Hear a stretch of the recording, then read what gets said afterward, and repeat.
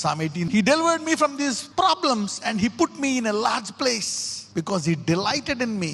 God delights in his believers. నువ్వు ఎప్పుడైనా ఈరోజు మీరు వచ్చి ఇక్కడ కూర్చొని వాక్యం వింటున్నారంటే దేవుడు నీ పట్ల ఎంత ఆనందపడతాడో తెలుసా? ఇప్పుడు ఫర్ ఎగ్జాంపుల్ మీ పిల్లల క్లాస్లో టాపర్లు అయ్యారు, మంచి ఉద్యోగం వచ్చింది, తల్లిదండ్రులు ఎంత ఆనందపడతారు? ఈరోజు మీరు విధేయతగా వచ్చి కొంతమంది ఆన్లైన్లో అక్కడ ఇక్కడ సాధ్యమైనంత వరకు వాక్యం వింటున్నారంటే దేవుడు మిమ్మల్ని చూసి మురుసుకుంటూ ఉంటాడు. He delights in you, he loves. మీరు అనుకోవచ్చు ఆయన వస్తున్న అలవాటు అయిపోయింది, ఏం చేశాడు ఈ దేవుడు అని. But he is happy, he rejoice in you. రేపు పొద్దున్న పరలోక గుమ్మముల దగ్గర ఆ సహోదరు నాకు తెలుసు దోర్ది అంటాడు.